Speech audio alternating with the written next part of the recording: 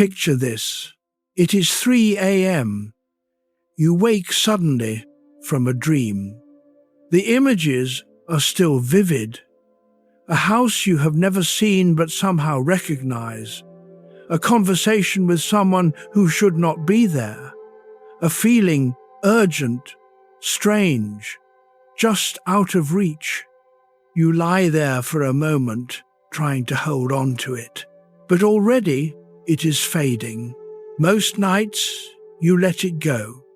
You roll over, you close your eyes again. But sometimes, not often, but sometimes, a dream stays with you. Not the details, those blur, but the feeling.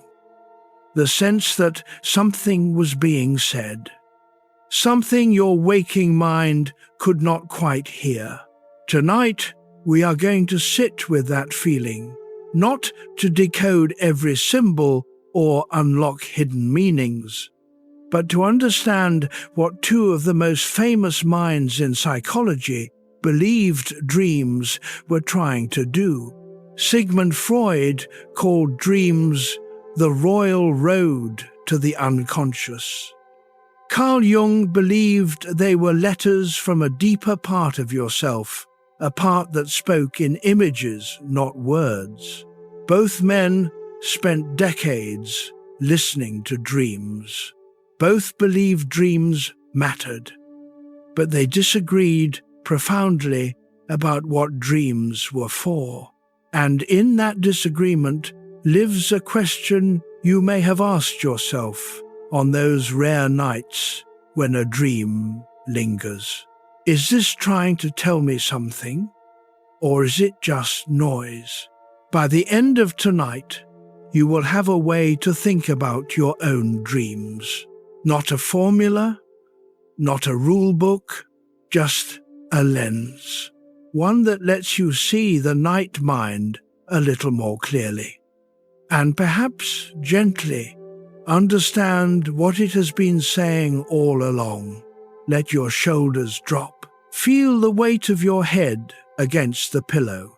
The dream you had last week, the one that made no sense, we will come back to it. But first, let us start with a simpler question. Chapter 2. Why dreams feel important. You have probably had this experience. A dream that feels bigger than the others, not louder, not more vivid, just heavier. You wake up and the images scatter, but the feeling stays.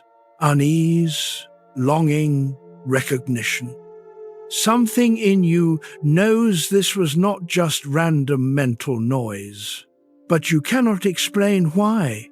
Most dreams dissolve like morning fog. A few seconds after waking, they are gone. Your brain moves on. The day begins. But some dreams dig in. They return in fragments throughout the day. A single image, a face, a color, and you find yourself asking, what was that about? Here is the first thing Freud and Jung agreed on. Not all dreams are the same. Some are just cleanup. Your mind sorting through the day's clutter, fragments of conversations, faces you passed on the street, things you half noticed and forgot. These dreams are forgettable because they do not carry weight. They are the brain filing paperwork.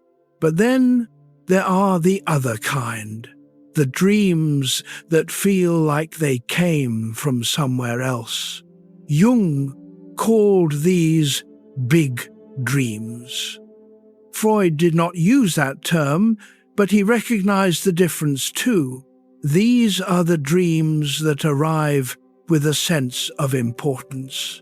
And both men believed that when a dream feels important, it probably is. Not because it predicts the future, not because it is a message from the divine, but because something in you, something you have not been listening to during the day, is speaking. Let me tell you about a man I once knew. Not a famous thinker, just someone. He had the same dream for 3 years. In the dream, he was standing in an airport. His flight was boarding. The gate was closing. He had his ticket, his bag, everything ready, but he could not move. His feet were rooted to the ground. And every time he woke up with his chest tight. For 3 years, he brushed it off. He told himself it was stress, work pressure, nothing more. Then one evening, sitting alone in his kitchen, he finally let himself ask the question, what am I not letting myself leave? And something in him knew the answer immediately. He had been staying in a relationship that had ended years ago, not because he loved her, because he was afraid of starting over. The dream was not predicting anything. It was not symbolic code. It was just his own mind, night after night, trying to get his attention. And when he finally listened, the dream stopped. Not because he left the relationship right away, but because he acknowledged what the dream was saying. And that acknowledgement, that moment of honesty, was enough. This is why dreams feel important, not because they are oracles, but because they show you what you already know.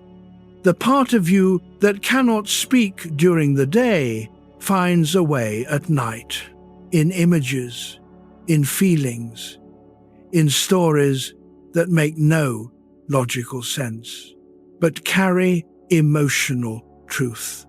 Freud believed the dream was hiding something. Jung believed the dream was revealing something.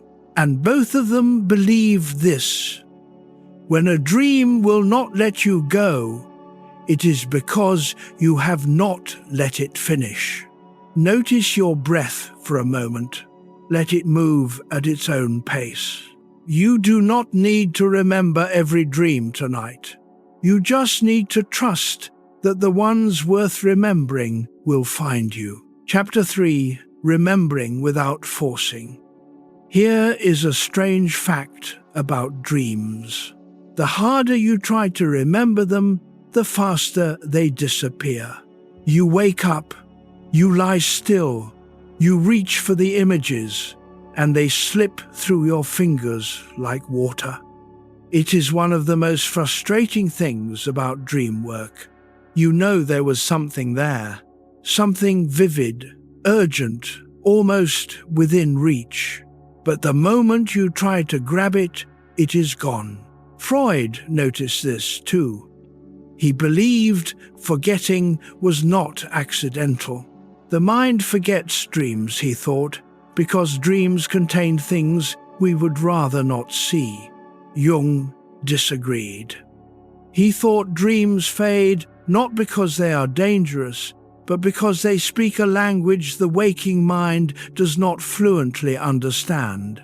Images instead of words, feelings instead of logic. The dream dissolves not because you are resisting it, but because you are translating it poorly. Both men agreed on one thing, though. If you want to remember your dreams, you cannot force them. You have to meet them halfway. Here is what that looks like in practice. Before you fall asleep tonight, tell yourself gently that you are open to remembering. Not that you will remember, just that you are open. Then let it go. Do not set an alarm to jolt you awake in the middle of the night. Do not keep a notebook by the bed and scramble to write in the dark. Just soften, and in the morning, When you wake, do not move right away. Lie still for a moment. Let your eyes stay closed and see if anything is still there. A color, a voice, a feeling. You are not trying to reconstruct the whole dream. You are just noticing what stayed. Because the parts that stay are usually the parts that matter. Freud kept a dream diary his entire adult life. Every morning, he would write down what he could recall, not in perfect detail, just impressions. And over time, he noticed patterns, the same images returning, the same feelings circling. Jung did this too, but Jung went further. He did not just record the dream, he sat with it. He let the images speak to him, not as puzzles to solve, but as living symbols. He believed that when you stop trying to decode a dream and just let it be, something shifts. The meaning arrives on its own, not always right away. Sometimes weeks later, you will be washing dishes or walking to your car, and suddenly you understand. That house in the dream, that person you barely recognized, that urgent feeling you could not name. It clicks, not because you forced it, because you gave it space.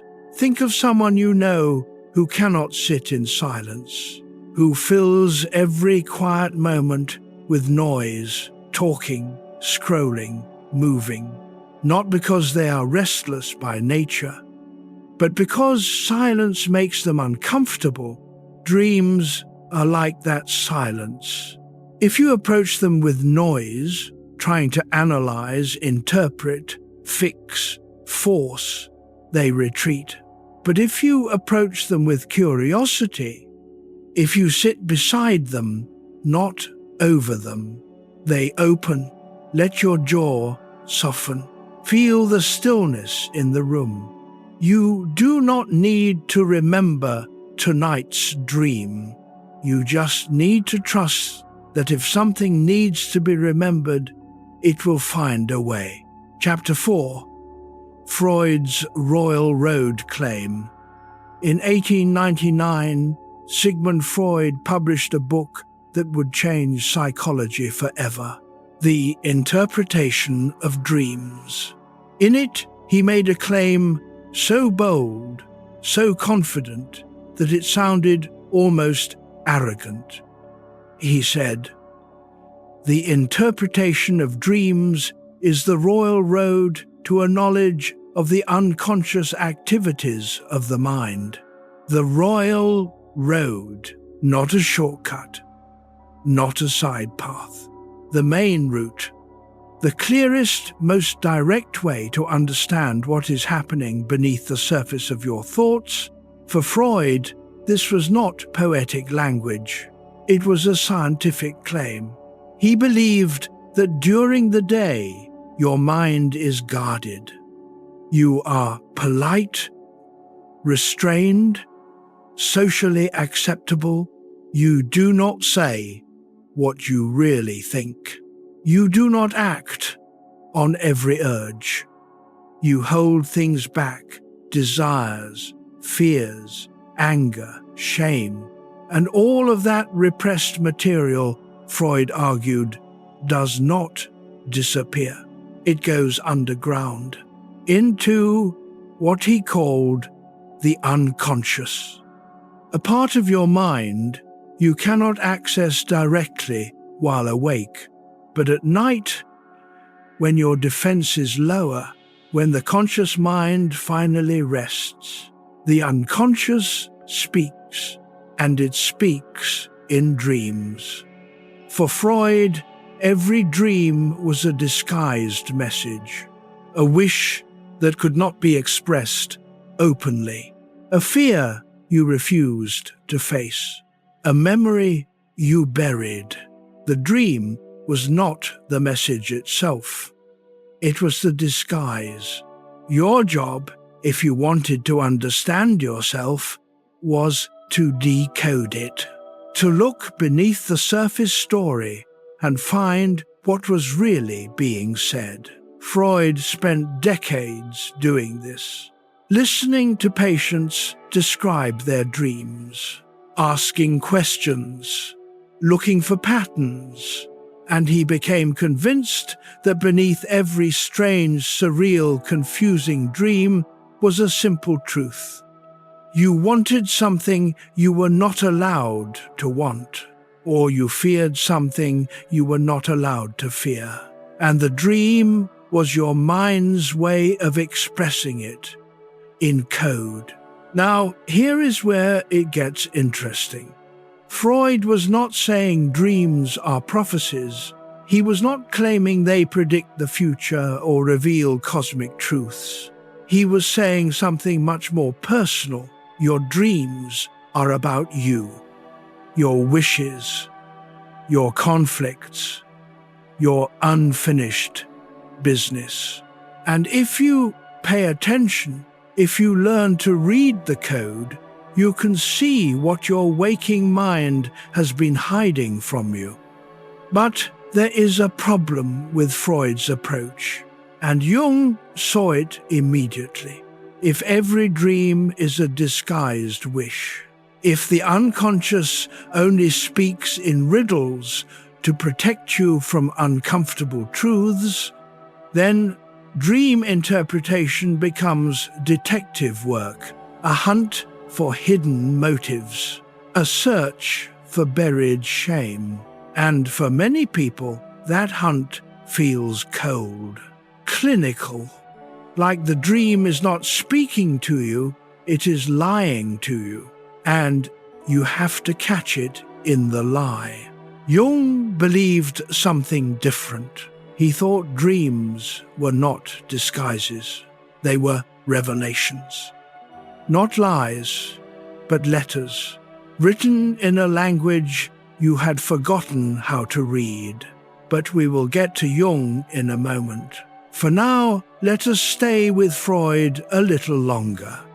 Because even if you disagree with his conclusions, his question is still worth asking. What are your dreams trying to give you that your waking life will not allow? Notice the weight of your body where it rests. Let your next breath be slightly slower. You do not need to solve anything tonight. We are just beginning to see the shape of the question. Chapter 5. Wish fulfillment, not always sweet.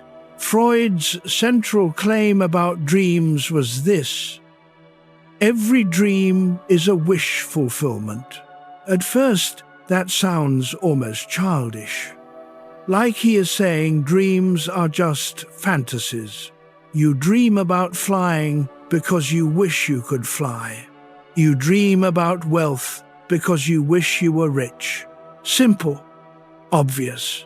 But Freud meant something deeper than that. And stranger, he did not mean that dreams show you what you consciously want.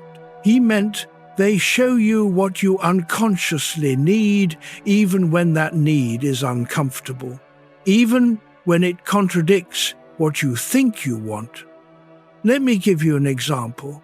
A man dreams he is at his father's funeral. In the dream, he feels relief. He wakes up horrified, because in waking life, he loves his father. He would never wish him dead. So why would he dream that? Freud would say because some part of you, not the conscious loving part, but a buried resentful part, does wish it. Not because you are evil, but because at some point your father hurt you, disappointed you, stood in your way, and that hurt never got expressed. It went underground, and at night the dream gives it a voice. not to punish you, but to let the pressure out. This is where Freud's theory gets uncomfortable. He believed that many of our wishes are not noble. They are selfish, aggressive, shameful, and we repress them during the day because we have to function in society. But at night, when the guards are down, those wishes slip through in disguise. So you do not dream directly about wanting your father gone. You dream about a funeral where you feel strangely light, or you dream about a journey where someone important is missing, or you dream about freedom that comes at a cost you cannot name. The wish is there, but it is wrapped in metaphor. Now, here is the part most people misunderstand. Freud did not think dreams were trying to help you. He thought they were trying to protect your sleep. If you had the uncomfortable wish directly, if the dream just said you resent your father, you would wake up. The anxiety would jolt you awake. So the dream disguises the wish. It softens it, shifts it, symbolizes it, so you can keep sleeping. And that is what Freud meant by wish fulfillment.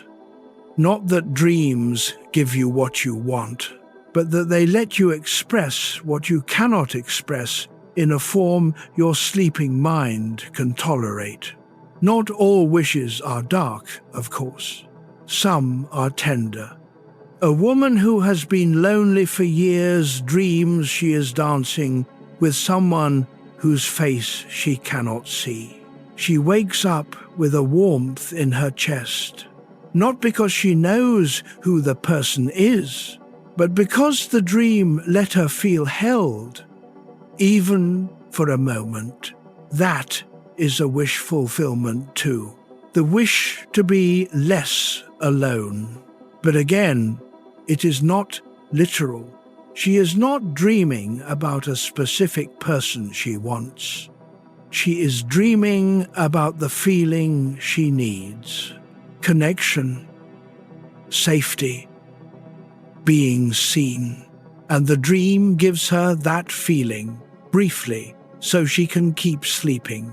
Think about a dream you had once that felt good, not exciting, not thrilling, just good. A moment of peace you did not have in waking life. That was your mind giving you something you needed, even if you forgot it by morning, even if you could not explain why it mattered. Freud believed that dreams were never random. Every image, every character, every feeling, it all meant something. And if you learned to decode it, you could see what your waking mind refused to acknowledge. But here is the tension in his theory. If every dream is a disguise, if the unconscious is always hiding, always protecting, always lying, then how can you ever trust what you see? Jung asked that question, and his answer was radically different. Let your shoulders settle, feel the stillness, hold that question gently, because the next part, the part where Jung breaks from Freud, is where the story turns. Chapter 6. Manifest versus latent content. Freud divided every dream into two layers: the manifest content, the surface story, and the latent content, the hidden meaning. The manifest content is what you remember when you wake up. The narrative, the images, the sequence of events. You are in a house. The walls are crumbling. You cannot find the door. That is the manifest dream, the story your mind presents. But Freud believed that story was not the real dream. It was a mask. Beneath it, buried, disguised, encoded, was the latent content, the actual wish, the real fear, the true message. And your job, if you wanted to understand the dream, was to decode it, to translate the manifest into the latent, the image into the meaning. But here is the problem with that approach. If the dream is always lying, if the surface story is always a distortion, then how do you know when you have found the truth? Freud had an answer for that. He said, "You know you have reached the latent content when the interpretation feels uncomfortable, when it reveals something you did not want to see. If your interpretation is too easy, too flattering, too obvious, you are probably still in the manifest layer, still in the disguise. The real meaning, Freud believed, always has a sting." Let me give you an example. A woman dreams she is back in her childhood home. The house is empty. The rooms are dark. She wanders from room to room looking for something she cannot name. She wakes up with a hollow feeling in her chest. If she interprets this dream on the manifest level, she might say, "I miss my childhood. I wish I could go back to simpler times."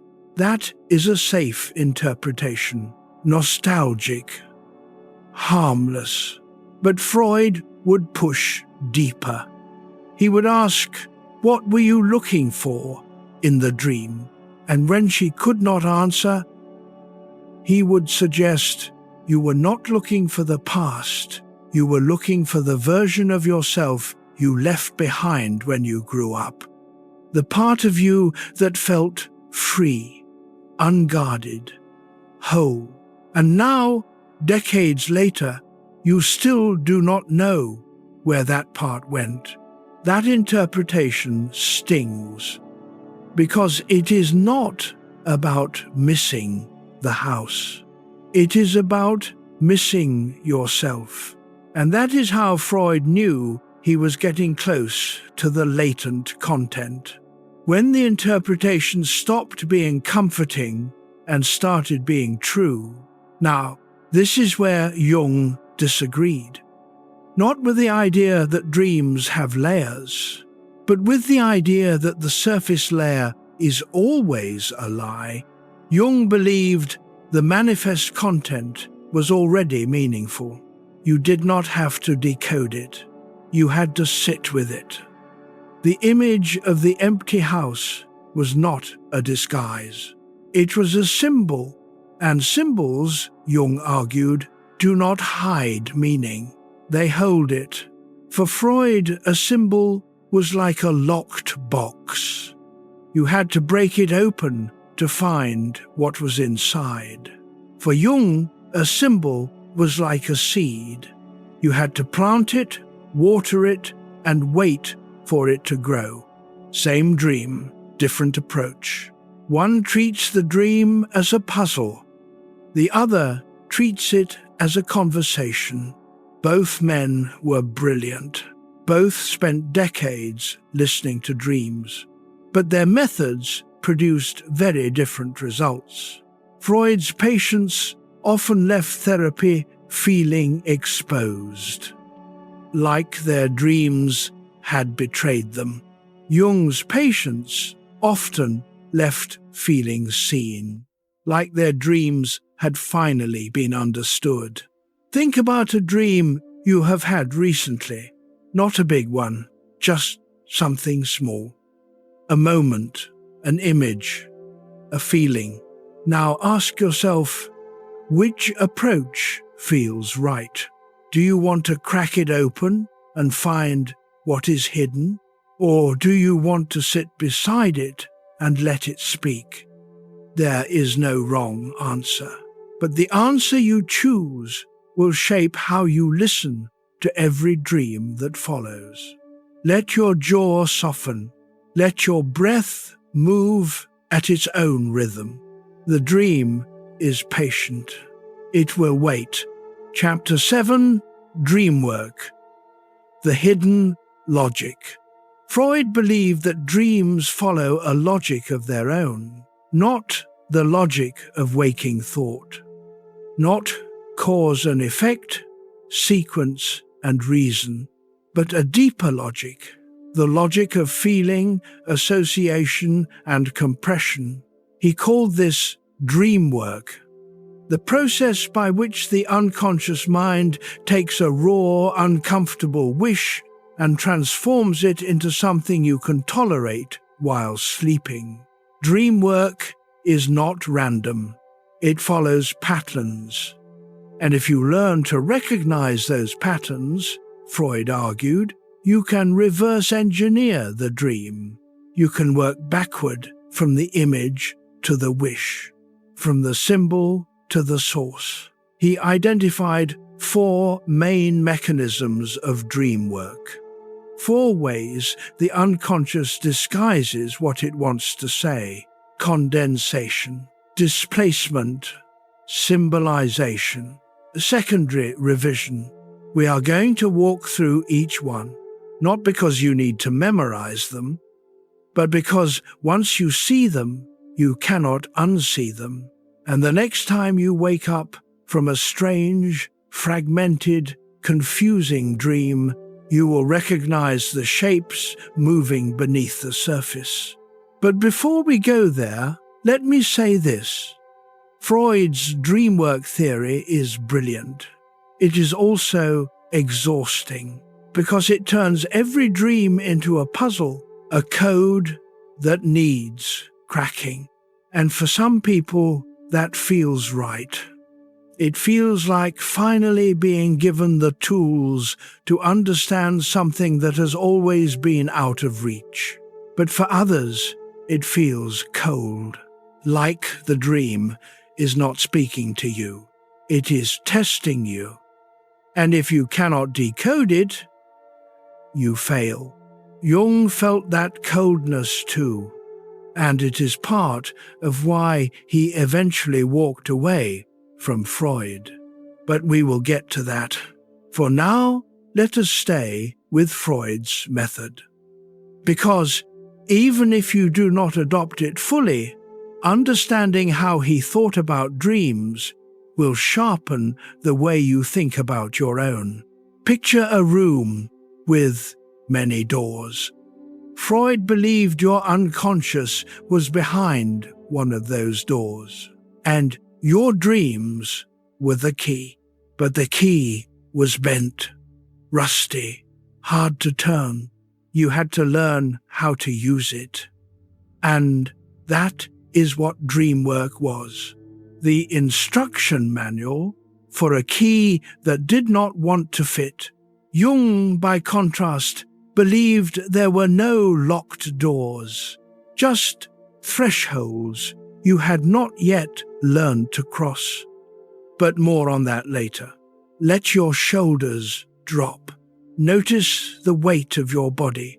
We are about to look at dreamwork up close, and it is going to feel dense for a moment, but stay with it. Because on the other side of this section, something clicks. Chapter 8, Condensation, Many into One. The first mechanism of dreamwork is condensation. This is when multiple ideas, people, or feelings are compressed into a single image. One symbol standing in for many things at once. Freud noticed this constantly in his patients' dreams. A character who looks like your father, but sounds like your boss and wears your childhood friend's jacket. That is not confusion. That is condensation. The unconscious is saying, these 3 people all represent the same unresolved feeling: authority, disappointment, something you never said. And rather than show you 3 separate dreams about 3 separate people, the unconscious folds them into one. Because dreams are efficient, they do not waste space. Every image is doing double or triple duty. Let me give you a concrete example. A man dreams he is at a train station. The train is about to leave, but he cannot find his ticket. His mother is there, but she is younger than he remembers. She is holding a suitcase that looks like his. And she says, "You already left, you just forgot." He wakes up confused. Who left? Him? Her? Freud would say, both. The dream has condensed 2 separate memories into one image. His mother leaving when he was young, and him leaving home years later, feeling like he abandoned her. The suitcase is both of theirs. The train is both departures. The ticket is the permission neither of them felt they had. One dream, 3 layers of meaning, all folded into a single scene. Condensation is why dreams feel so dense. Why a 5-minute dream can carry an entire relationship. A single image can hold years of unprocessed feeling. Think about a dream where someone appeared who should not have been there. A person from your past showing up in a place they never visited. Your first boss in your childhood bedroom. A friend from college standing in your current kitchen. That is condensation. The dream is not being careless with details. It is connecting things that feel the same, even if logic says they are not. Because in the unconscious, time does not exist the way it does when you are awake. Past and present blur. People become symbols, and one face can carry the weight of many. Freud believed this was one of the hardest things to decode, because condensed images feel important, but you cannot always explain why. You wake up and you know the dream meant something, but you cannot untangle it.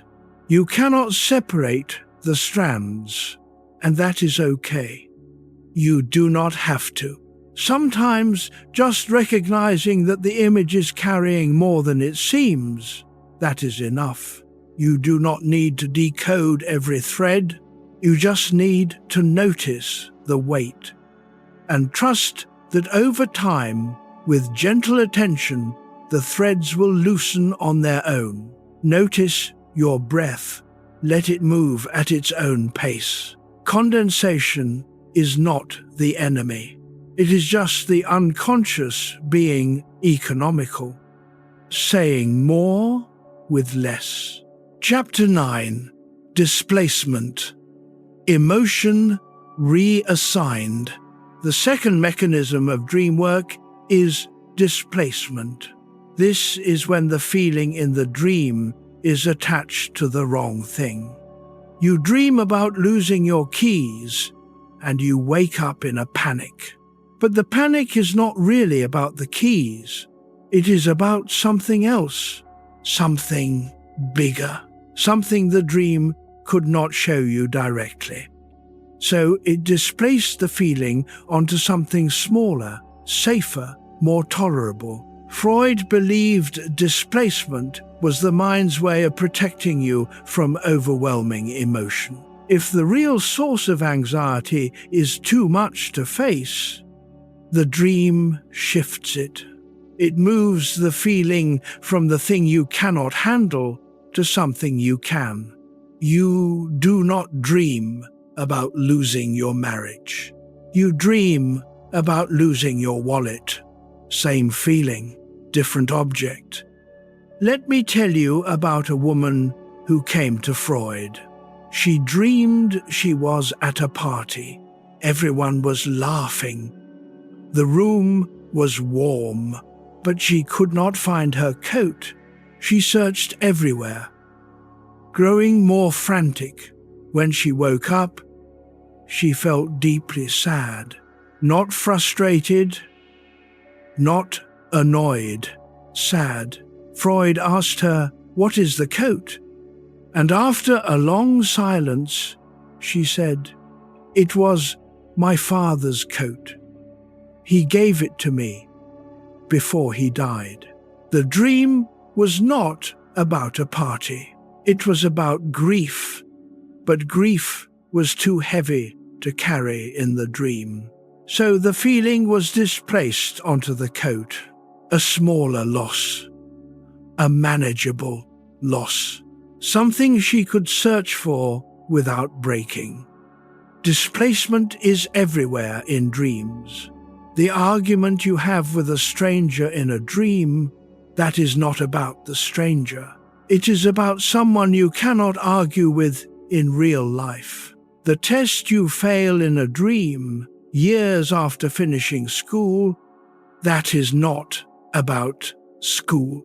It is about the fear that you are still unprepared for something happening now. The dream takes the feeling and moves it to a safer place, a less vulnerable place. And when you wake up, you remember the displaced feeling, but not always the real source. That is why dreams can feel so confusing. The emotion is real, but the context is borrowed. Freud believed that if you wanted to understand a dream, you had to ask, what is this feeling really about? Not what it seems to be about, but what it is too painful to be about. And once you found that answer, the dream made sense. Think about a dream where you felt something strongly: fear, anger, sadness, relief. But when you woke up, you could not explain why.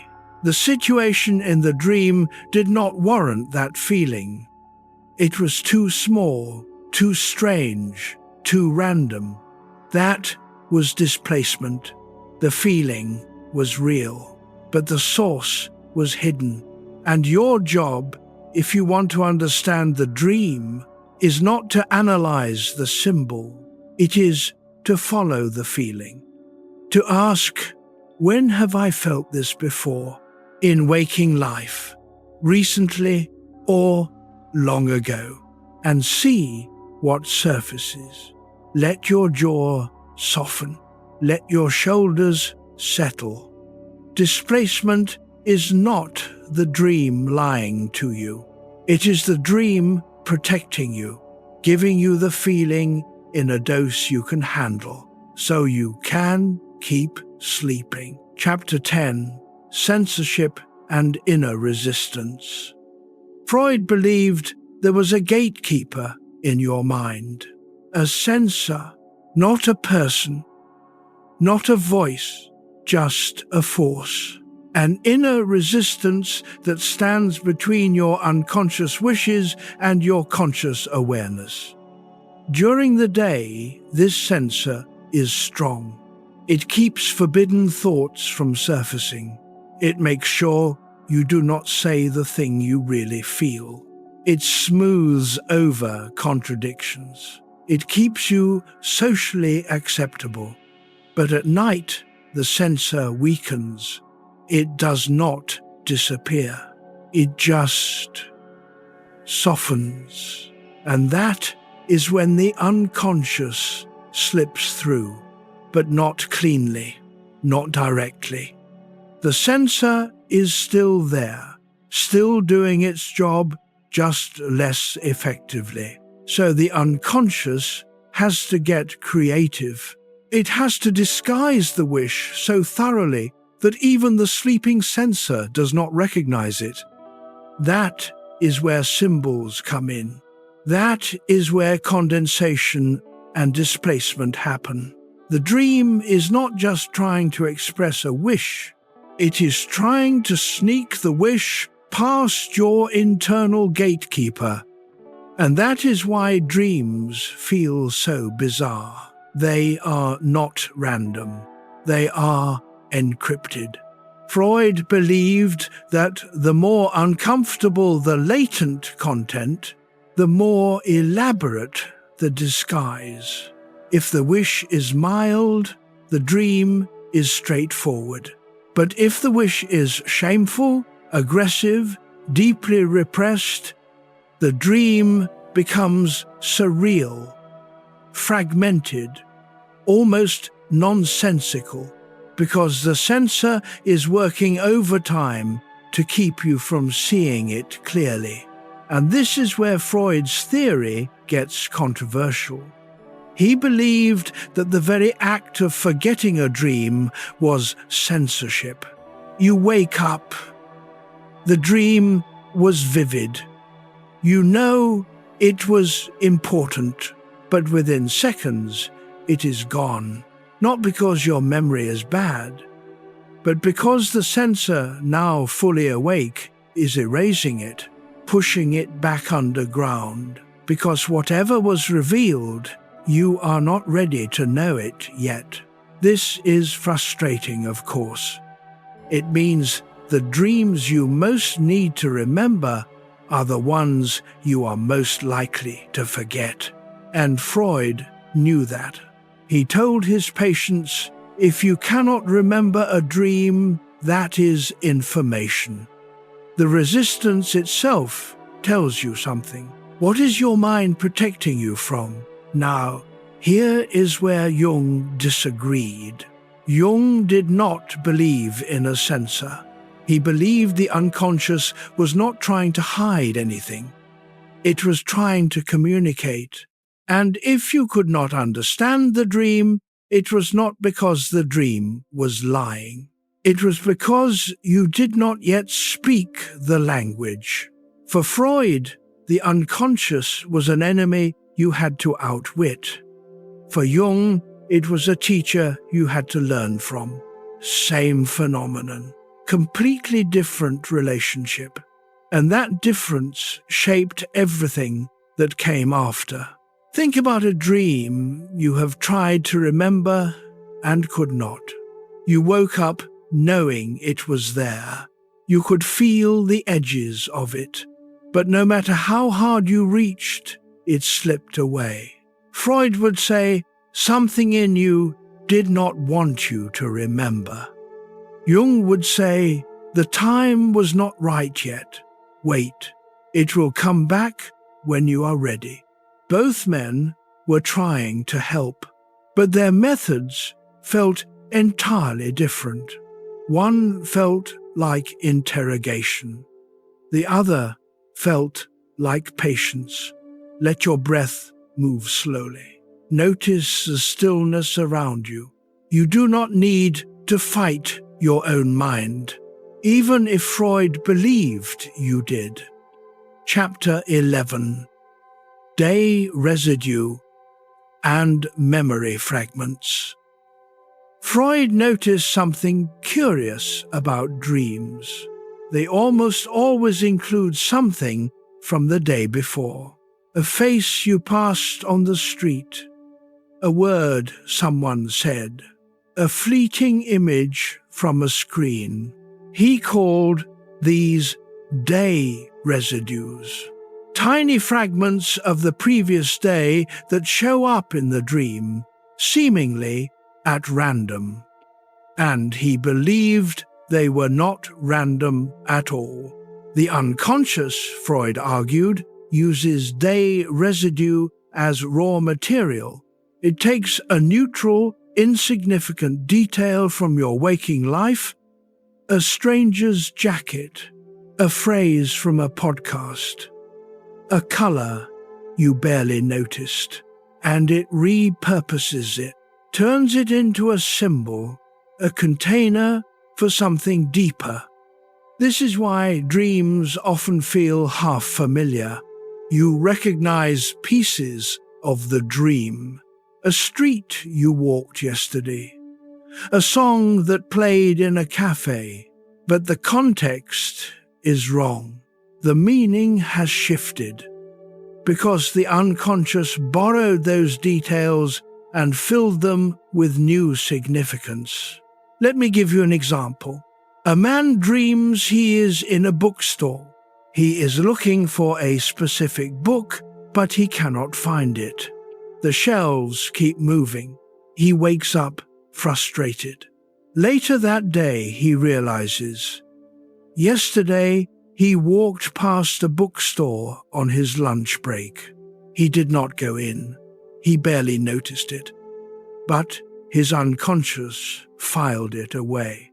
And at night, when he was processing something else, a decision he had been avoiding, the unconscious pulled out that image. The bookstore became a symbol, not for books, but for searching, for something just out of reach. The dream was not about the bookstore. It was about what the bookstore could represent. And the only reason the bookstore appeared at all was because he happened to see one yesterday. If he had walked past a train station instead, the dream would have used that. Same feeling, different image. Freud believed this was how the unconscious worked. It did not invent symbols from nothing. It scavenged them from the day's leftovers, from the things you half saw and did not fully process. And it turned them into the building blocks of the dream. This is why two people can have completely different dreams about the same symbol. For one person, water might represent peace. For another, drowning. It depends on what their unconscious needed water to mean. And that meaning is shaped by day residue, by the specific memories and associations that person carries. Now, here is where it gets interesting. Freud believed that day residue was necessary. You could not have a dream without it, because the unconscious cannot create images from scratch. It needs material to work with. So it borrows from the recent past, and it weaves those fragments into the dream structure. But Jung saw this differently. Jung believed day residue was just the wrapping paper. The real gift was underneath.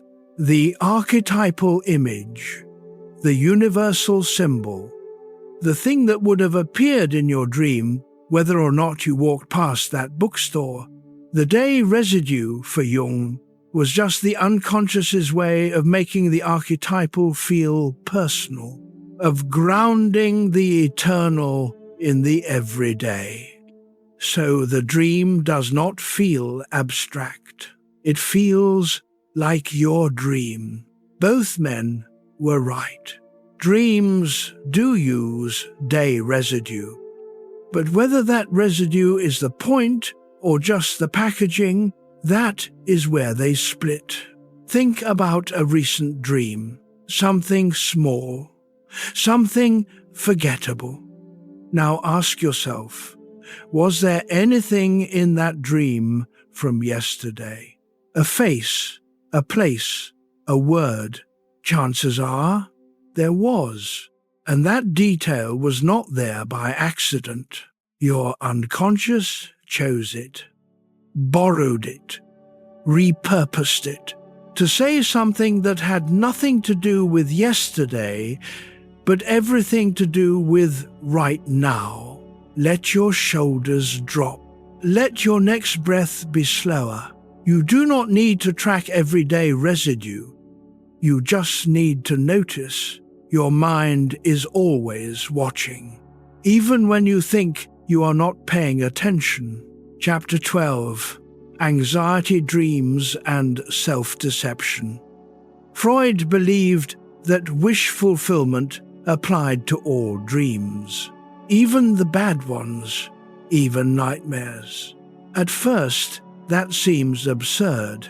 How can a nightmare be a wish fulfillment? You are being chased, falling, drowning. You wake up terrified.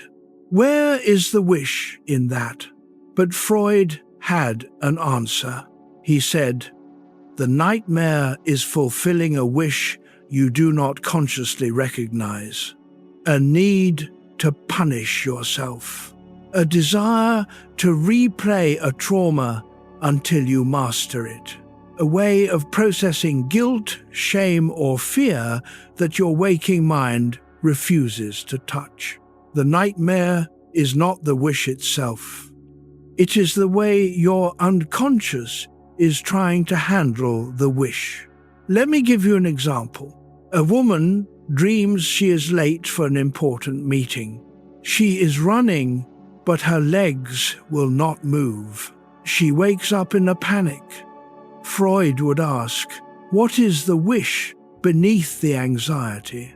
And after sitting with it, she might realize part of her did not want to go to that meeting. Part of her wanted to fail, to be late, to have an excuse. Not because she is self-destructive, but because she is exhausted, and the dream gave her what she unconsciously wanted, permission to not show up. Even if that permission came wrapped in fear. This is one of Freud's most unsettling ideas, that sometimes we create our own suffering because it serves a hidden purpose. It gets us out of something we do not want to face.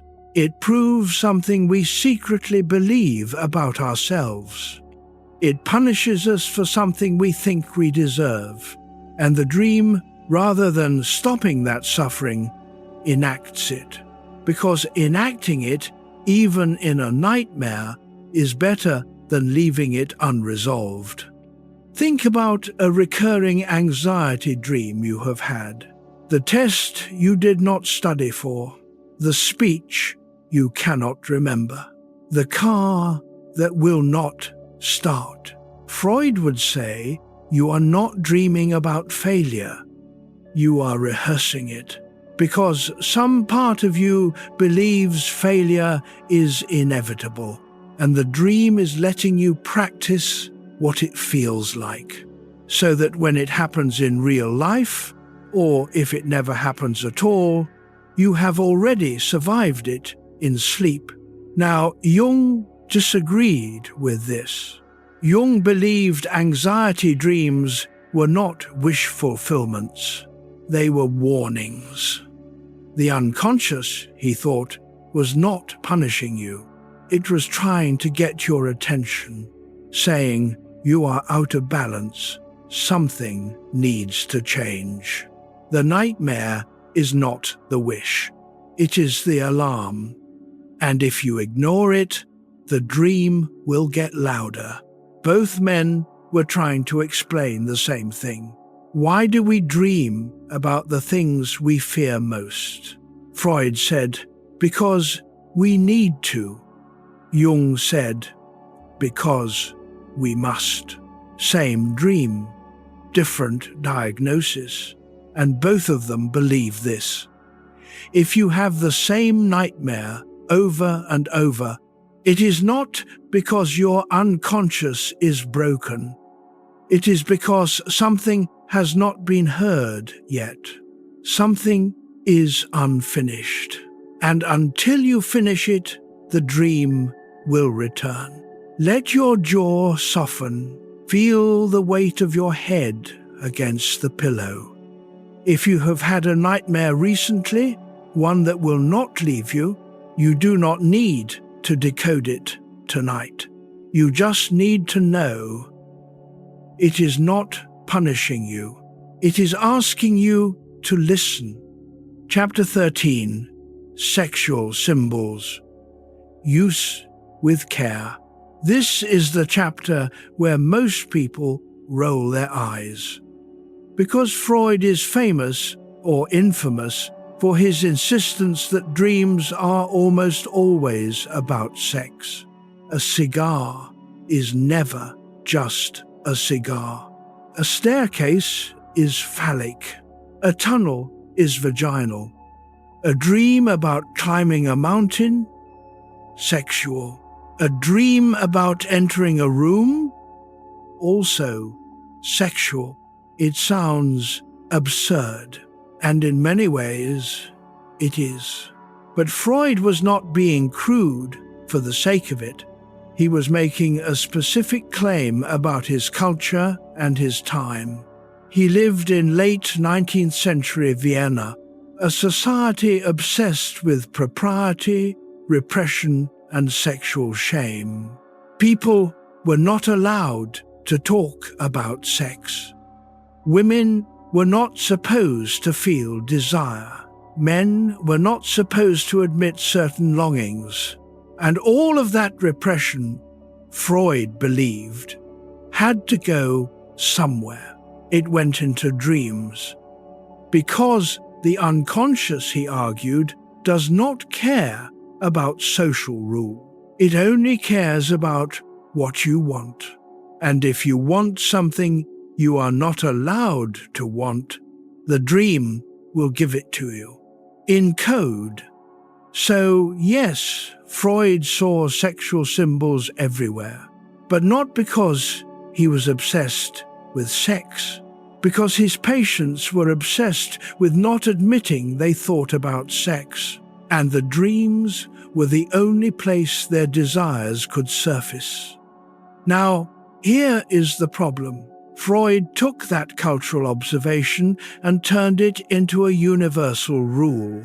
He said, most dreams across all people, all cultures, all times are fundamentally sexual. And that is where he went too far, because not every dream about a tunnel is about a vagina. Sometimes a tunnel is just a tunnel, or a passage, or a transition, or the feeling of being underground. Freud's mistake was assuming that because some symbols have sexual meaning in some contexts, they must have sexual meaning in all contexts. And that is not true. Jung saw this immediately. He believed symbols were alive. They changed meaning depending on who was dreaming them.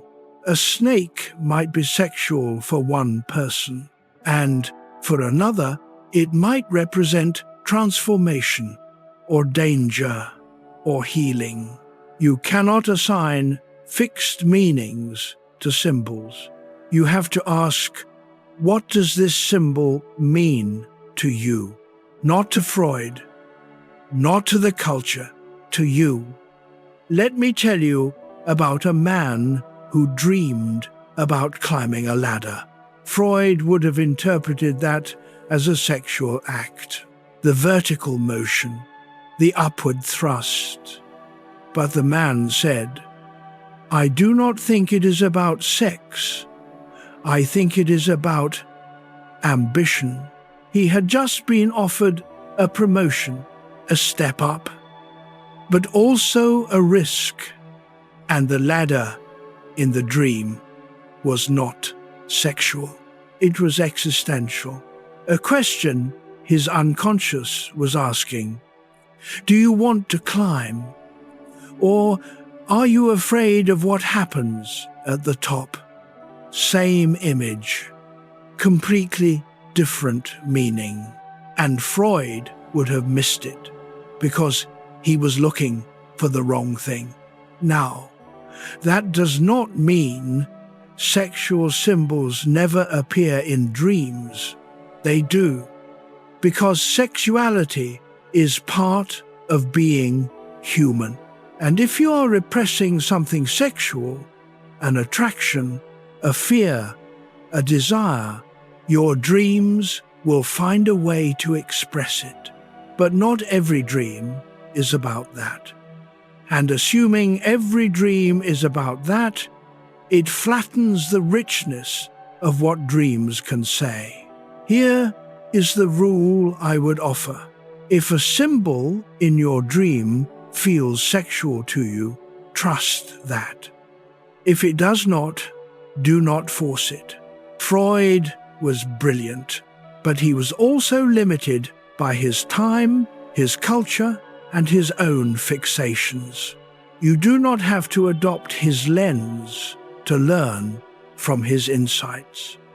Notice your breath. Let it move at its own rhythm. You do not need to decode every symbol. You just need to ask, what does this mean to me? Not to anyone else, to me. Chapter 14, Recurring Dreams, Unfinished Business. Some dreams come once and never return. Others come back again and again and again. The same scene, the same feeling, the same unresolved ending. Sometimes the details shift, the faces change, the setting moves, but the core of the dream stays the same. You are trapped, or late, or searching for something you cannot name, and you wake up with the same weight in your chest every time. Freud believed recurring dreams were the unconscious's way of saying, "You did not hear me the first time, or the 10th time. So I am going to keep showing you this until you finally listen." The dream is not being cruel.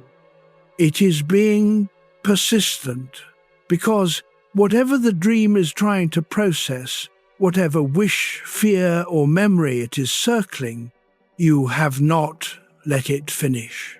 You have not resolved it. And until you do, the dream will return. Jung agreed with this, but he framed it differently. He said, recurring dreams are not about something you did wrong in the past. They are about something you need to become in the future. The dream is not punishing you for unfinished business. It is preparing you for what comes next. Let me tell you about a woman who had the same dream for 15 years. She was standing at the edge of a cliff.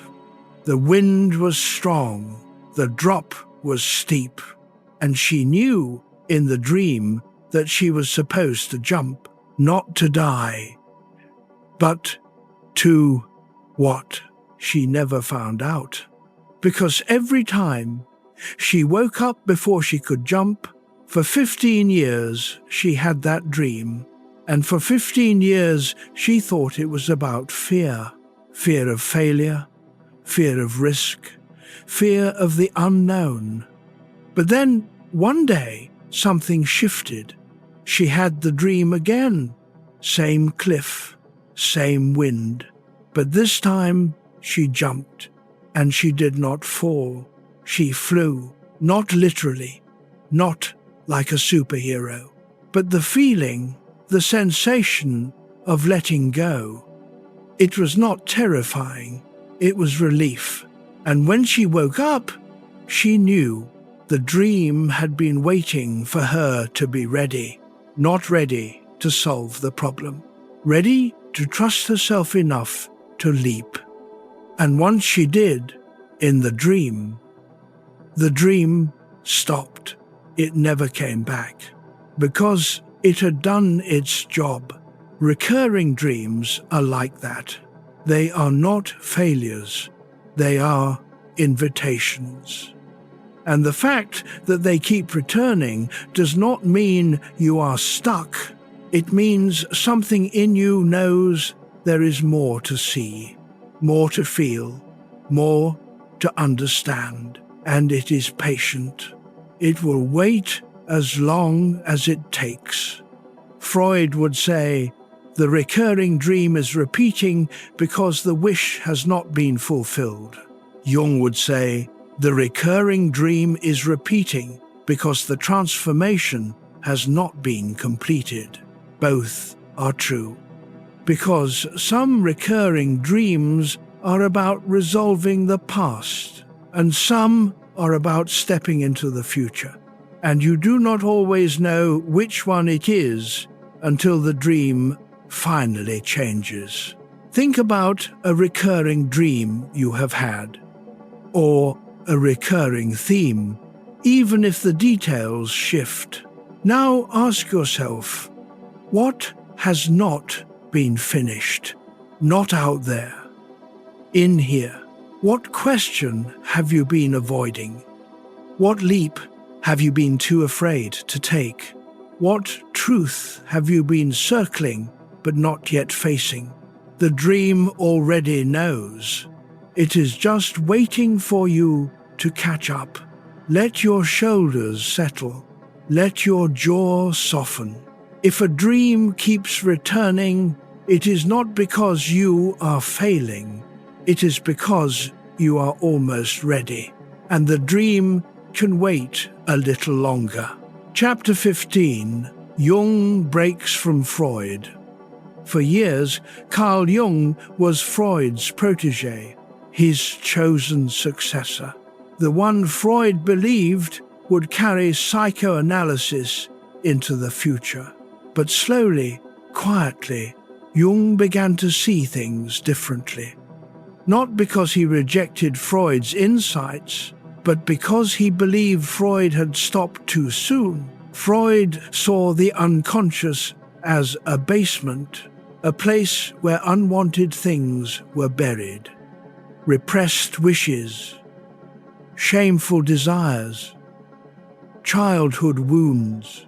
And the goal of therapy for Freud was to bring those buried things into the light, to make the unconscious conscious. Jung agreed at first. But the more he listened to his patient's dreams, the more he noticed something Freud had missed. Not all unconscious material was dark. Some of it was luminous. Some dreams did not feel like they were hiding something. They felt like they were revealing something, not a buried wish, but a path forward, a possibility, a potential, a version of the self that had not yet been lived. And Jung realized the unconscious was not just a repository of the past. It was also a guide to the future. This was the beginning of the split. Freud believed dreams looked backward. Jung believed they looked both ways. But the real break came over the question of meaning. Freud believed that every symbol in a dream could be reduced, decoded, translated into a single latent meaning. A cigar means this. A house means that. Once you cracked the code, the symbol had no more mystery. Jung believed the opposite. He thought symbols were not codes. They were living images. And they could not be reduced to a single meaning. A symbol was not a locked box you opened once and discarded. It was a wellspring. Every time you returned to it, you found something new. Because the symbol was not static, it grew with you. This difference might sound small, but it changed everything. For Freud, dream interpretation was detective work. Find the hidden meaning. Case closed. For Jung, dream interpretation was a conversation, a dialogue that never ended, because the unconscious was not trying to hide from you. It was trying to speak with you. And if you listened long enough, deeply enough, it would teach you things you did not know you needed to learn. Jung also disagreed with Freud about sex, not because he thought sexuality was unimportant, but because he thought it was not the only drive. Freud believed the unconscious was shaped almost entirely by repressed sexual and aggressive instincts. Jung believed the unconscious was shaped by something much larger, archetypes, universal patterns that existed before you were born. images and symbols that appeared in every culture, every mythology, every spiritual tradition. The hero, the mother, the shadow, the wise old man. These were not personal symbols. They were collective, and they shaped your dreams not because you repressed them, but because they were part of being human. This was too much for Freud. He thought Jung was drifting into mysticism, abandoning science for spirituality. And in 1913, after years of growing tension, the two men split. Freud felt betrayed. Jung felt liberated. And both men spent the rest of their lives developing their own approaches. Freud refined his theory of repression, defense mechanisms, and the structure of the psyche. Jung developed his theory of archetypes, individuation, and the collective unconscious. Two men, two visions, both trying to understand the same mystery. Why do we dream? And what are dreams trying to tell us? Freud's answer: dreams reveal what you are hiding from yourself. Jung's answer: dreams reveal who you are becoming. Neither man was wrong, but neither man was complete, because some dreams are about the past, and some are about the future. Some are personal, and some are universal. The question is not which man to follow. The question is, which lens helps you see your own dreams more clearly? Let your breath move slowly. Let your body rest. We are about to step into Jung's world, and it is going to feel very different from Freud's. But that is the point, because you need both. To understand the basement and the sky. Chapter 16, Compensation. Psyche restores balance. Jung believed the unconscious was not your enemy. It was your partner, and its primary job was not to hide things from you. It was to balance you. He called this compensation. The idea that if your waking life tilts too far in one direction, your dreams will tilt the other way, to restore equilibrium, to keep you from becoming one-sided. Let me give you an example. A man spends his days being disciplined, controlled, rational. He prides himself on never losing his temper, never showing weakness. At night, he dreams of chaos, floods, fires, wild animals tearing through his carefully organized life. Freud might interpret those dreams as repressed aggression, hidden rage finally surfacing, but Jung would say the dreams are not revealing something you buried. They are compensating for something you overemphasize. You are too controlled during the day. So at night, the unconscious restores balance by showing you wildness, not to punish you, to remind you that wildness is part of being whole.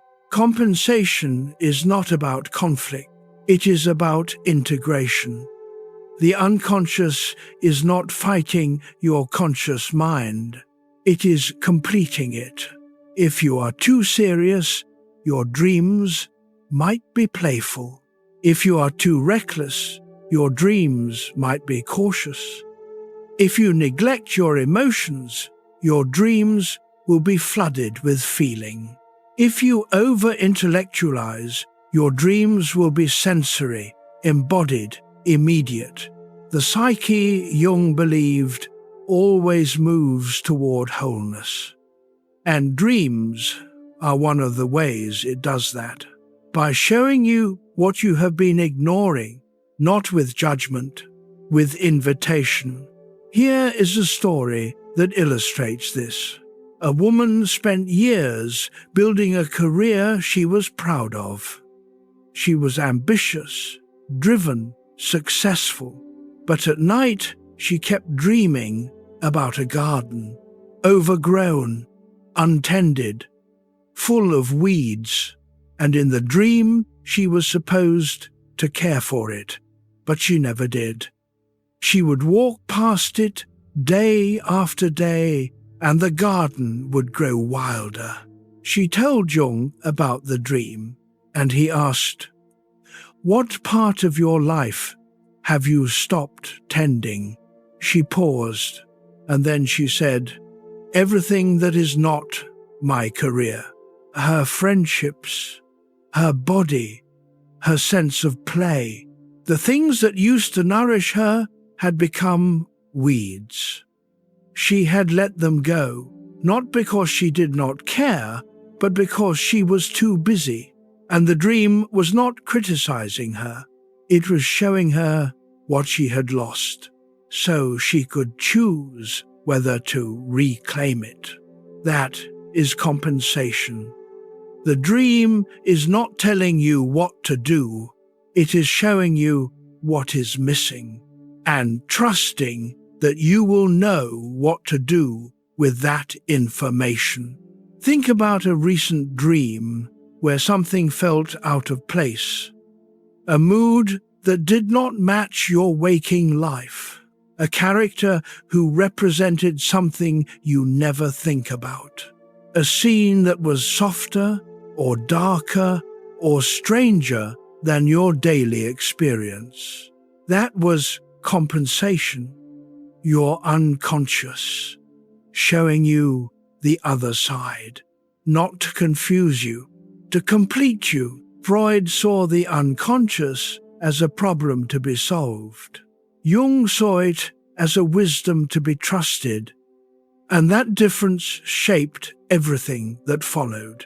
Let your shoulders drop. Notice the stillness. Your dreams are not against you. They are trying to restore you. Chapter 17. Symbol as living image. For Freud, a symbol was a disguise, a mask hiding a simple truth underneath. Once you decoded the symbol, it lost its power. You did not need it anymore. For Jung, a symbol was something else entirely. It was a living image, not a code, not a puzzle, but a bridge between the known and the unknown, between the conscious and the unconscious, between what you can say in words and what words cannot hold. Jung believed that symbols could not be reduced. They were not placeholders for something simpler. They were gateways to something deeper, and every time you returned to a symbol, truly sat with it, contemplated it, lived with it, it revealed more. Not because you were decoding it, but because you were letting it speak. Let me give you an example. A man dreams of a tree, an old tree, massive, roots deep in the earth, branches reaching toward the sky. Freud might ask, what does the tree represent? Your father? Your lineage? Masculine authority? Find the hidden meaning, and you are done. But Jung would say, do not reduce the tree. Sit with it. What does this tree feel like? Where are you in relation to it? Are you climbing it? Sitting beneath it? Cutting it down? And what does the tree hold for you, not in general, but in this specific dream, at this specific moment in your life? The tree is not a code word for something else. The tree is itself, and it is also more than itself. It is a symbol, alive, layered, inexhaustible. Jung believed that some symbols were personal. They arose from your own life, your own memories. A childhood home, a favorite book, a face you once knew. But some symbols were archetypal. They arose from the collective unconscious, the deep well of human experience that exists beneath personal history. The tree, the mountain, the river, the child, the old man, the mother, the shadow. These images appear in every culture, every mythology, every spiritual tradition, not because people are copying each other, but because they are part of the structure of the human psyche. They are patterns we are born with. And when they appear in your dreams, they are not just about you. They are about something larger, something you share with everyone who has ever lived. That is why dreams can feel so significant, even when you do not understand them, because they are touching something universal, something timeless. And your personal story is being woven into that larger fabric. Jung spent years studying symbols, not to master them, but to listen to them. He read mythology, alchemy, fairy tales, religious texts, not because he thought they were literal truth, but because he thought they were symbolic truth. The same symbols that appeared in ancient myths were appearing in his patients' dreams, thousands of years apart. And he realized the unconscious speaks in symbols, because symbols are the only language deep enough to hold what the unconscious is trying to say. Words are too flat. Logic is too narrow. But an image, a tree, a river, a mask, a doorway, an image can carry layers, paradox, mystery, possibility, and it does not demand that you understand it all at once. It asks only that you stay with it, that you let it work on you, instead of you working on it. Think about a symbol from a recent dream, not the whole dream, just one image, something that stood out. Now do not try to decode it. Just ask, how does this image feel? What does it remind me of? What part of my life does it seem to be pointing toward? And then let it sit. Do not force an answer. Just notice. Because symbols do not give up their meanings all at once. They unfold, slowly, gradually, in their own time. And sometimes the meaning does not arrive for months or years, and that is okay, because the symbol is not a problem to solve.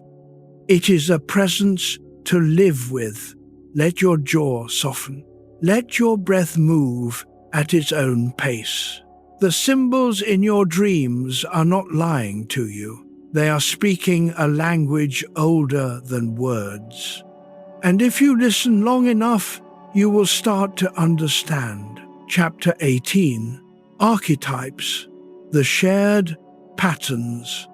Jung believed that beneath your personal unconscious, the memories, desires, and fears that are uniquely yours, there is a deeper layer, the collective unconscious, a reservoir of experiences that all humans share, not learned, not taught, inherited, built into the structure of the psyche itself. And within the collective unconscious are the archetypes, universal patterns of human experience. The hero, the mother, the father, the trickster, the shadow, the wise old man, the anima, the animus, the child, the self. These are not characters you invent. They are patterns you encounter. In your dreams, in stories, in the people you meet, in the roles you find yourself playing. Jung believed that every human psyche contains these archetypes, whether you are aware of them or not. And they shape your dreams in profound ways, not because they are mystical, but because they are structural. They are the way the human mind organizes experience. Let me give you an example. The hero. Almost every culture has a hero myth. A young person leaves home, faces trials, overcomes a great challenge, returns transformed. The details change, the villain, the weapon, the prize, but the pattern stays the same, because the hero is not a specific person. It is an archetype, a universal template for the journey from ignorance to wisdom, from dependence to independence, from fear to courage. And when that archetype appears in your dream, when you dream of embarking on a journey, facing a dragon, crossing a threshold, it is not just about your personal life. It is about a stage of human development that everyone goes through. The move from childhood to adulthood, from safety to risk, from the known to the unknown. Jung believed that archetypes were not static.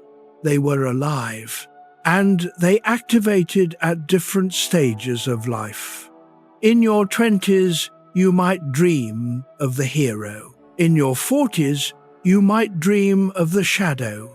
In your 60s, you might dream of the wise old man, because different archetypes become relevant at different times. And your dreams reflect that, not to confuse you, but to guide you. Let me tell you about a woman who dreamed she met an old woman in a forest. The old woman did not speak. She just handed the dreamer a small wooden box, and then disappeared. When the woman woke up, she felt deeply moved. Not frightened, not confused, just seen. Jung would say, the old woman is the wise old woman archetype, a figure who appears when you need guidance, not advice, not instruction, just presence. The box she gave you, that is a symbol too. Something you have been given, something to open, something to hold. And the fact that the old woman did not speak means the guidance is not verbal. It is intuitive. You already know what the box contains. You just have not opened it yet. That is how archetypes work. They do not tell you what to do. They show you where you are in the journey. And they remind you, you are not the first person to walk this path. Others have been here before, and they left markers. In myths, in dreams, in the stories we tell, so you would know you are not alone. Think about a dream where a figure appeared who felt important, a stranger, an elder, a child, a guide. That figure might have been archetypal, not personal, but universal. And if you can recognize which archetype it was, you can understand what stage of life you are in, what challenge you are facing, what transformation you are being asked to undergo. Archetypes are not mystical, they are maps. and dreams are how the unconscious shows you where you are on the map. Let your shoulders settle. Notice the weight of your body. You are not dreaming in isolation. You are dreaming in a language that has been spoken for thousands of years, and the patterns are still here, waiting for you to recognize them. Chapter 19, Shadow, What You Won't Admit. Jung believed that every person has a shadow, not a metaphor, a real psychological structure. The shadow is everything about yourself that you do not want to see.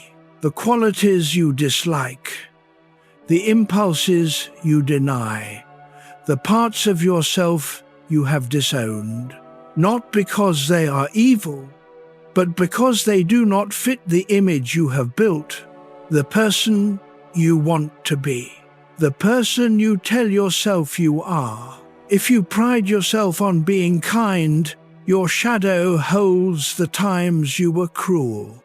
If you pride yourself on being rational, your shadow holds the irrational emotions you suppress.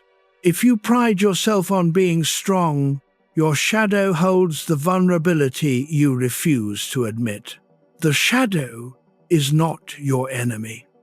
It is the part of you that you have pushed away because it was inconvenient or shameful or unacceptable, and it lives in the unconscious, waiting. Jung believed that the shadow appears in dreams, often as a figure, someone you dislike, someone who frightens you, someone who seems to threaten you. But that figure is not an external threat. It is a projection, a mirror, showing you the part of yourself you will not claim. Let me give you an example. A man dreams he is being chased by a stranger. The stranger is aggressive, violent, uncontrollable. He wakes up terrified.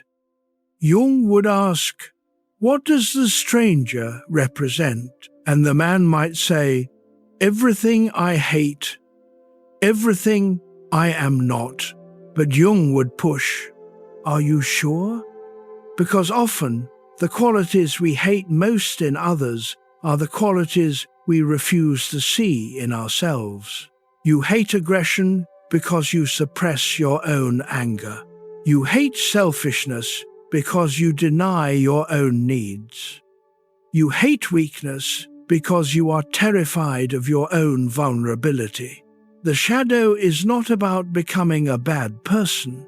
It is about becoming a whole person, admitting that you are not purely good, that you contain contradictions, that you are capable of things you do not want to admit. And once you admit it, once you see the shadow clearly, it loses its power, not because it disappears, but because it is no longer hidden. Jung called this shadow work, and he believed it was one of the most important tasks of a mature life. Not to eliminate the shadow, but to integrate it, to say, "Yes, this is also me. I am not just the kind, rational, strong person I present to the world. I am also petty, irrational, weak, and that is okay, because wholeness includes the parts you wish were not there." Here is a story. A woman dreamed she was in a room with another woman. The other woman was loud, brash, unapologetic, everything the dreamer was not. The dreamer felt repelled. She wanted to leave, but she could not.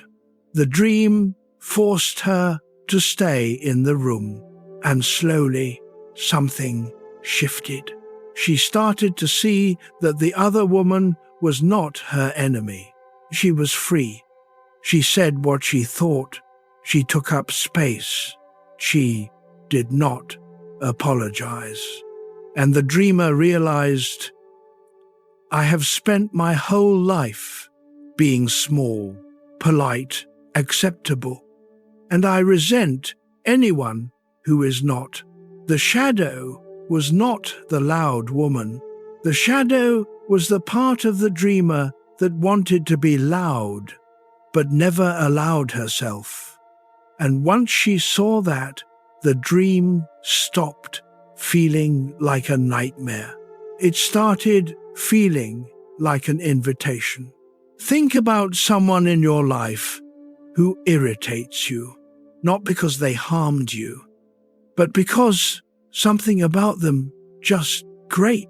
Now ask yourself, what quality do they have that I deny in myself? Chances are you will find your shadow there, and the dream where they appear, or someone like them appears, is your unconscious saying, it is time to look at this.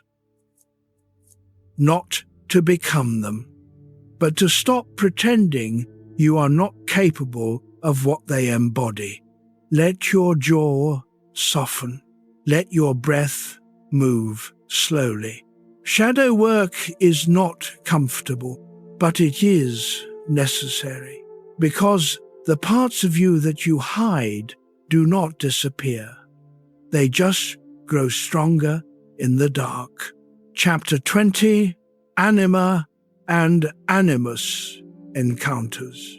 Jung believed that everyone contains both masculine and feminine qualities, not in a literal biological sense, but in a psychological sense, and the unconscious holds the opposite.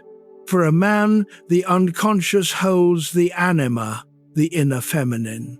For a woman, the unconscious holds the animus, the inner masculine. These are not gender stereotypes.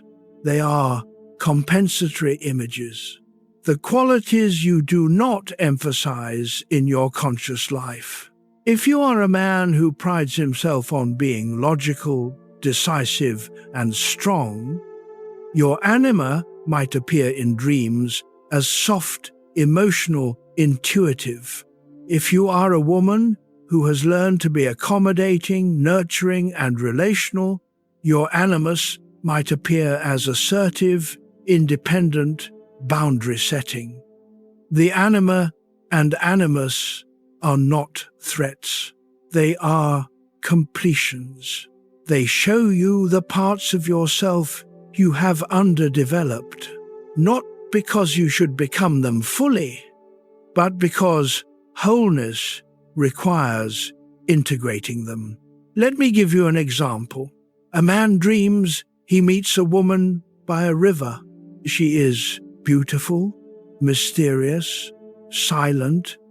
He is drawn to her, but he does not understand why. Freud might say this is a sexual wish, a repressed desire.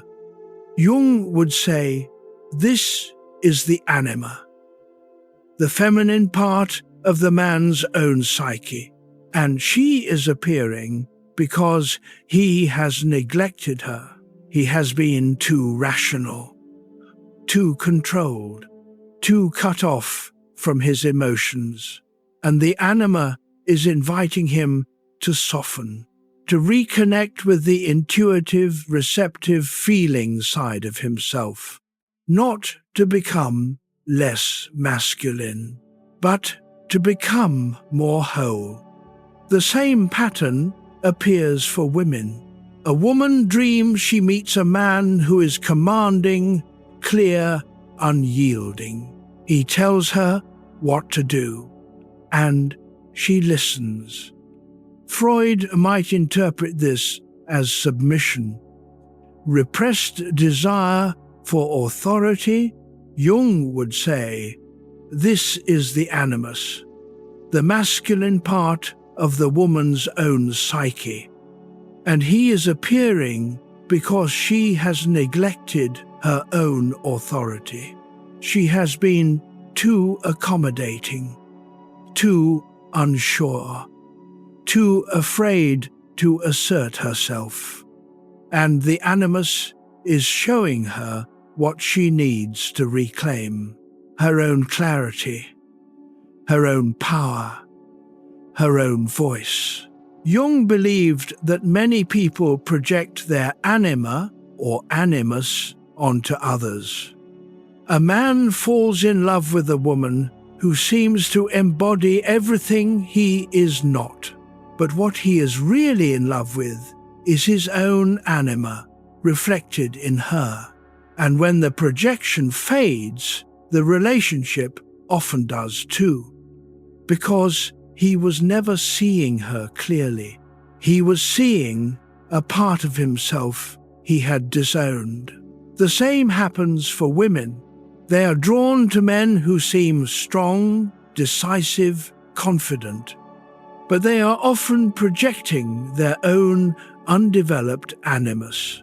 And when they reclaim that part of themselves, when they develop their own strength, the projection dissolves, and the relationship either deepens into something real or it ends. Jung believed that encountering the anima or animus in dreams was a crucial step in individuation, the process of becoming whole, because you cannot be whole if you are only half of yourself. If you are only the conscious ego, you need to integrate the unconscious opposite, not to erase your identity, but to complete it. Think about a dream where you met someone of the opposite gender, not someone you know, someone archetypal, a figure who felt significant but unfamiliar. That might have been your anima or animus, and the dream was not about that person.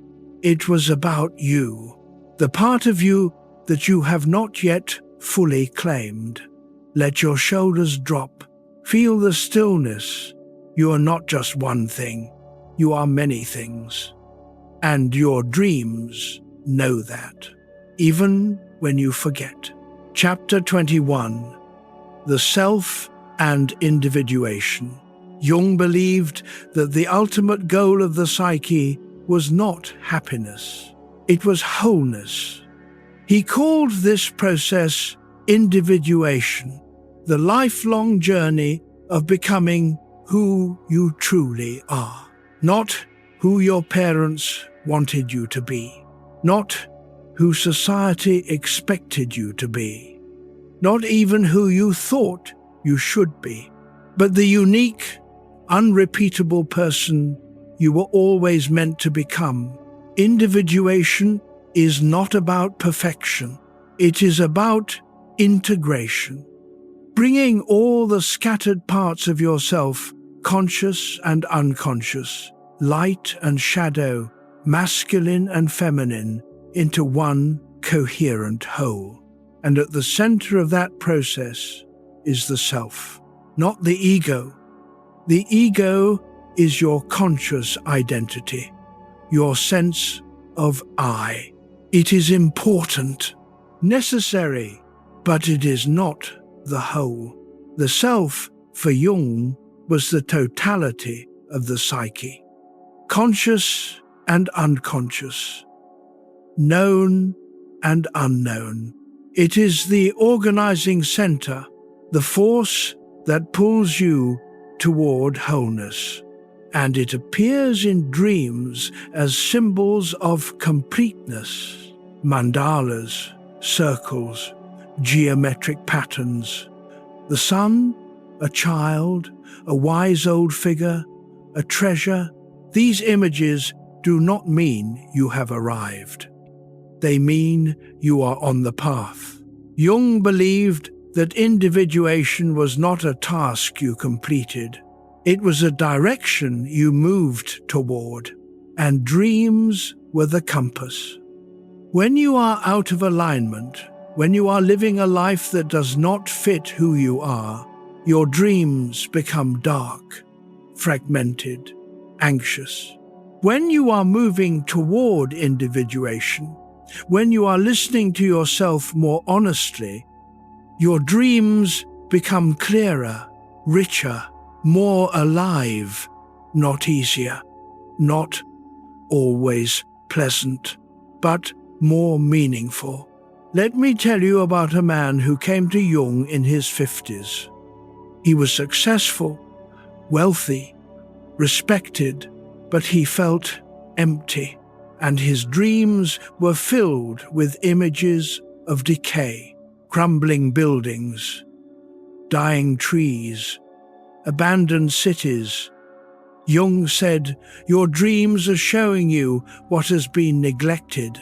You have built a life that looks impressive from the outside, but inside you are starving." The man resisted this. He said, "I have everything I wanted." Jung said, "Yes, but not everything you needed." Over time, the man began to listen. He started making changes, not dramatic ones, small ones. He spent less time working, more time in nature. He reconnected with old friends. He started painting again, something he had loved as a young man but abandoned decades ago. And slowly, his dreams changed. The decay stopped. New images appeared. Gardens, rivers, a small house being built. His psyche was regenerating, not because he solved a problem, but because he stopped ignoring what mattered, that is, individuation. Not achieving greatness, but becoming real. Jung believed that most people spend the first half of life building an ego, a sense of self, a place in the world. And that is necessary. But the second half of life requires something different. It requires letting go of the ego's dominance and allowing the self to emerge, not erasing the ego, but relativizing it, recognizing that I is not the center of the psyche. It is one part of a much larger whole, and individuation is the process of learning to listen to that whole, to trust it, to follow it, even when it leads you away from what you thought you wanted. Dreams, Jung believed, were the primary way the self communicated with the ego, offering guidance, correction, invitation, and if you learned to listen, if you stopped trying to control the dream and started trying to understand it, the dream would lead you home, not to a place, but to yourself. Let your breath move slowly. Let your body rest. You do not need to have it all figured out tonight. Individuation is not a test. It is a process. And the fact that you are listening, even now, even here, means you are already on the path. Chapter 22, Big Dreams and Life Turning Points. Not all dreams are equal.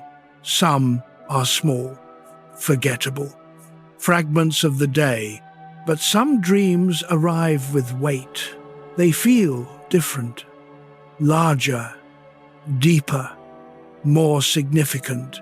Jung called these big dreams, and he believed they appeared at turning points in your life, moments of transition, when something old is ending and something new is beginning, when you are facing a decision that will change everything, when you are on the edge of transformation but do not yet know it, Big dreams are not louder. They are not more vivid. But they carry a sense of importance you cannot shake. You wake up and you know. This was not just a dream. This was a message. Not from outside. From within. From the deeper layers of the psyche. From the self. Let me give you an example. A woman in her early 40s had a dream. She was standing at the edge of a forest. The trees were ancient, the path was narrow, and she knew in the dream that if she entered, she could not come back the same way. She woke up with tears in her eyes. She did not understand why, but she felt something shifting. 3 months later, she left a marriage that had been dying for years. It was not the dream that made her leave. It was the dream that told her what she already knew, that she was standing at a threshold, and if she did not cross it, something in her would die. Big dreams often arrive before you are consciously ready, before you have the words, before you have the courage. But the dream plants the seed. And over time, weeks, months, sometimes years, the meaning unfolds. And you realize that dream knew before I did. Jung believed that big dreams were not just about you. They connected you to something larger, to the collective unconscious, to the archetypal patterns that shape all human lives. They reminded you that your personal journey was also a universal journey, that what you were going through, others had gone through before, and that you were not alone. Big dreams often involve archetypal imagery, mountains, rivers, journeys, thresholds, elders, children, birth, death, not because they are mystical, but because these images carry the weight of human experience. They are the language the self uses when it needs to say something that words cannot hold. Think about a dream you had that you still remember. Years later, decades later, a dream that felt different from all the others. That was a big dream, and whether or not you understood it at the time, it was marking a turning point, a moment when something in you shifted, and the dream was there to witness it, to hold it, to say, yes, this is important. Remember this, big dreams do not come often. For most people, a few in a lifetime. But when they do, they stay, not in every detail, but in feeling, in presence. And Jung believed that if you honored those dreams, if you sat with them, returned to them, let them work on you, they would guide you through the transition, not by telling you what to do, but by showing you who you are becoming. Let your jaw soften. Feel the weight of your head against the pillow. If a dream has stayed with you, even one from years ago, it is still speaking, and it is worth returning to. Not to solve it, but to listen. Chapter 23, Active Imagination After Waking.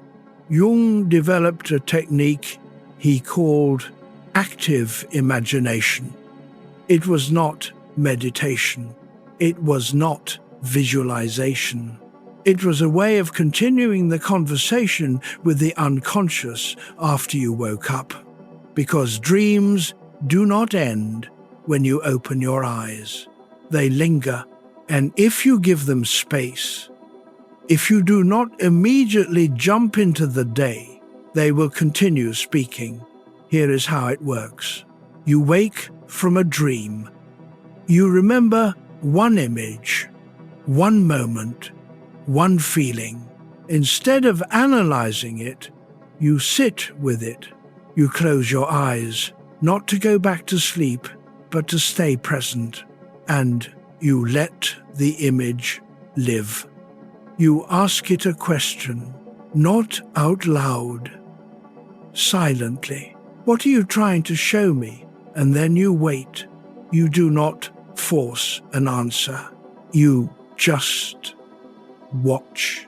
And sometimes the image responds, not with words, but with movement. The image shifts, transforms, opens into something new, and you follow it, not directing it, not controlling it, just witnessing. This is not making things up. This is listening to what is already there. The unconscious does not stop speaking when you wake up. It just speaks more quietly. And active imagination is a way of turning the volume back up. Jung used this technique himself. After his break with Freud, he went through a period of profound inner turmoil. Visions, voices, images that terrified him. He could have diagnosed himself as psychotic. Instead, he listened. He recorded what he saw in a journal. He drew the images. He conversed with the figures that appeared, and over time, those figures became his guides. Not hallucinations, not delusions, but voices from the deeper layers of his own psyche, teaching him things his conscious mind did not know. This became the Red Book, a manuscript he kept private for decades, because it was not for the world. It was his own active imagination made visible, and it saved him. You do not need to go as deep as Jung did. Most people do not, but the technique is still useful, especially if you have a dream that will not let go, a recurring image, a feeling that lingers. Instead of trying to decode it, sit with it. Close your eyes. Bring the image back and ask it, "What do you want me to know?" Then listen, not with your thinking mind, with your intuition, and see what comes. Sometimes it is a sentence. Sometimes it is another image. Sometimes it is just a feeling, relief, sadness, recognition. And that feeling is the answer. Let me tell you about a man who dreamed of a locked door. He could not find the key. He woke up frustrated. Instead of analyzing the door, he tried active imagination. He sat quietly. He brought the door back into his mind's eye, and he asked, "What is behind you?" He did not expect an answer, but after a few moments, the door opened. Not because he found the key, it just opened, and behind it was a room he recognized, his childhood bedroom, empty, quiet, and he realized the door was not keeping him out. It was keeping something in, a memory he had buried, a part of himself he had left behind. And once he saw that, the dream stopped recurring, because the unconscious had done its job. It had brought him to the threshold, and he had finally looked. Active imagination is not for everyone. Some people find it unsettling, but for those who are drawn to it, It is a way of deepening the relationship with the unconscious, of treating dreams not as puzzles, but as presences, living, evolving, responsive. And when you engage them that way, they change, and so do you. Let your shoulders settle. Let your breath move slowly. You do not need to practice this tonight. But if a dream stays with you tomorrow, you will know what to do. Just close your eyes, bring it back, and listen. Chapter 24, Integration, a sleep-friendly practice. We have covered a lot tonight. Freud's wish fulfillment, Jung's compensation, manifest and latent content, archetypes, shadow, anima and animus, the self, big dreams, active imagination. It is a lot to hold, and you do not need to hold it all. You just need to take one thing, one idea, one lens, one small shift in how you see your dreams, and let that be enough. Because dream work is not about mastering a system. It is about opening a conversation between your waking self and your sleeping self, between the part of you that plans and the part of you that feels, between the ego and the unconscious. And that conversation does not need to be complicated. It can be gentle. It can be slow. It can happen in the space between sleep and waking, where you are neither fully asleep nor fully awake, just present. So let us take a moment here, not to interpret, not to analyze, just to rest. Let your body settle into the surface beneath you. Feel the weight of your arms, your legs, your head. You do not need to do anything right now. You just need to be here. And as you breathe, slowly, at your own pace, notice if anything from tonight is still with you. Not a concept, not a name, just a feeling, a recognition, a sense that something you have been carrying, maybe for years, has been seen, not solved, just seen.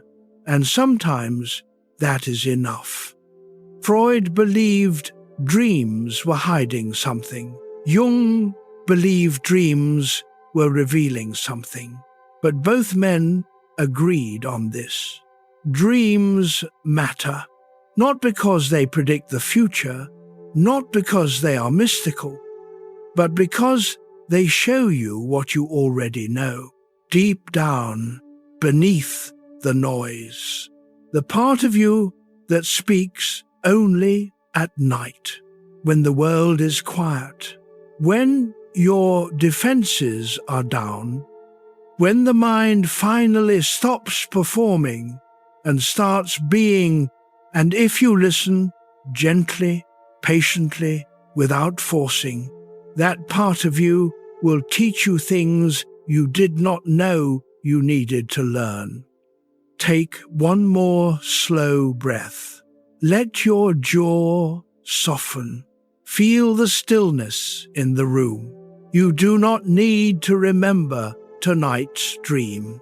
You do not need to decode anything.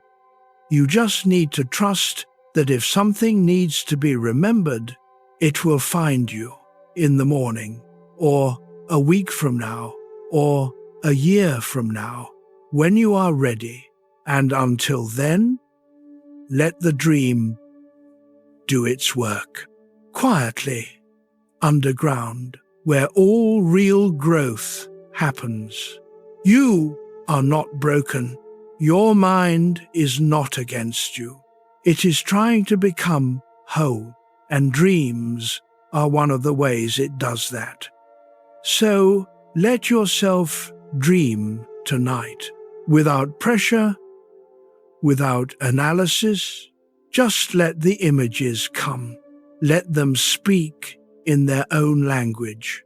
And in the morning, if you remember, do not rush to decode.